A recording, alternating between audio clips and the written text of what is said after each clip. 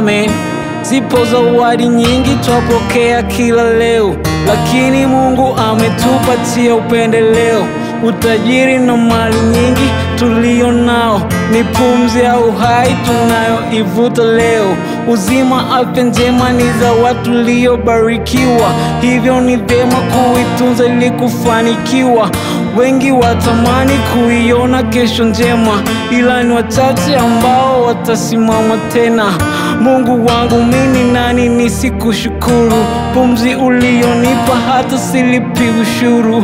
Kila siku twatembea na magari, Mwenyezi Mungu natupusha na ajali.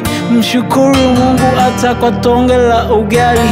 Wapo wanaoumwa tena wapo dhaifu hali, vipo vingi vya kusema asante, ila Mungu nakushukuru sana kwa uhai.